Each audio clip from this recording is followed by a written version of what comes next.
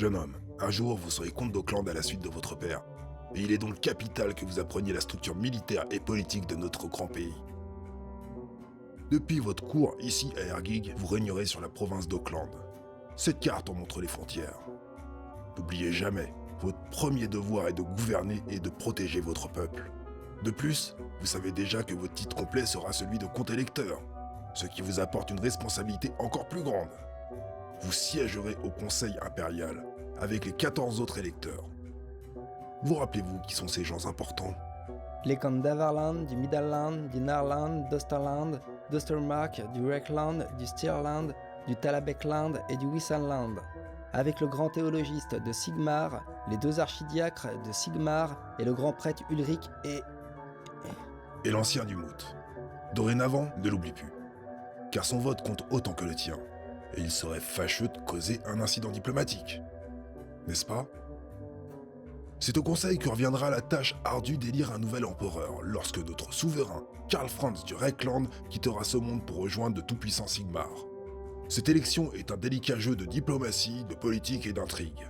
Elle peut s'avérer aussi dangereuse que n'importe quel champ de bataille, et il vous faudra des années d'expérience avant de ne pouvoir ne serait-ce que penser y participer. À présent, le pouvoir semble solidement tenu par les comtes du Reckland qui peuvent compter sur le soutien décisif des votes sigmarites. Il n'est guère surprenant que le temple de Sigmar d'Altorf soit plus riche et splendide chaque année. Je ne suis pas un devin, mais je pense que le prochain empereur tiendra encore sa cour à Aldorf. N'oubliez jamais que l'empereur est votre souverain et que vous lui devez allégeance. S'il demande de l'aide durant une campagne militaire, vous devez envoyer un contingent de troupes conformément à sa requête. Ne pas le faire serait considéré comme un acte de haute trahison et signifierait la déchéance de votre famille. Tant que nous y sommes, examinons la structure de l'armée d'Auckland, dont vous serez le commandant suprême si elle ne se bat pas sous les ordres de l'empereur. Pardonnez-moi de vous interrompre, messire. Mais pourquoi se battre si l'empereur ne le demande pas? Eh bien, tu as de la chance d'avoir grandi dans une période exceptionnellement paisible pour notre province. Te rappelles-tu il y a 8 ans, lorsque ton père mena une armée contre une horde de villes hommes bêtes sortis des bois au pied du mont du milieu? Pas bien, messire. Je n'avais que 4 ans à l'époque. Je vois. Bref, notre pays a beaucoup d'ennemis. Il vous faudra peut-être affronter les tribus de peau verte et les créatures du chaos qui rôdent dans les vastes forêts et les hautes montagnes de votre domaine. Ou même des adversaires plus civilisés. Si le comte d'Ostland oublie à nouveau l'emplacement de notre frontière. Comme je le disais, vous serez le commandant suprême de l'armée d'Auckland. Mais vous pourrez déléguer le commandement de forces de moindre importance à n'importe quel officier qui en sera jugé digne. Vous aurez toujours à votre disposition les régiments de notre armée régulière, composés des soldats professionnels que vous voyez s'entraîner tous les jours sur le terrain de manœuvre. Ils sont armés et équipés à vos frais, et sont toujours prêts au combat. Ils forment pour la plupart des régiments d'infanterie, différenciés par les armes qu'ils portent, comme les hallebardiers, les lanciers, les épéistes et les arquebusiers. Les fils de la noblesse constituent notre cavalerie la plus moderne et la plus meurtrière. Le corps des pistoletiers, dans lesquels vous servirez quelque temps afin d'acquérir une précieuse expérience de la guerre. J'en serais fier, messire. Et les joueurs d'épée? Et les canons? J'allais y venir. Les joueurs d'épée constituent votre garde personnelle et la garnison du château.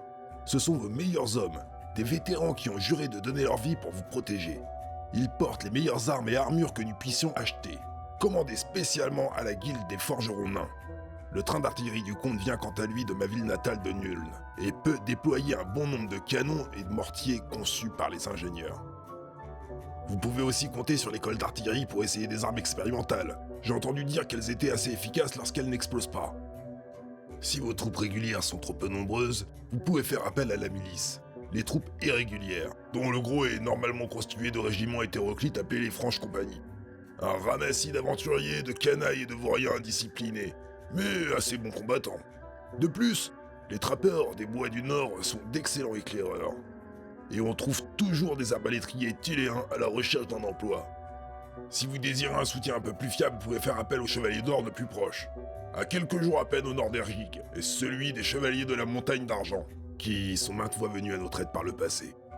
Les chevaliers constituent des alliés très puissants, mais s'ils se joignent à vos forces, vous devez en partager le commandement avec leur grand maître. Une aide plus ésotérique peut être obtenue auprès des sorciers et des prêtres de Sigmar. À la cour de votre père, le vieux Hermann Fur et ses 2 apprentis représentant le collège flamboyant. Et ils peuvent contacter leur père à Altorf pour amener d'autres magiciens. Il est plus difficile d'obtenir l'aide des prêtres, car ils n'ont de compte à rendre qu'à leurs supérieurs au sein de l'église de Sigmar. Les plus zélés et radicaux peuvent même défier le contrôle centralisé du temple de Sigmar pour laisser leur dieu les guider.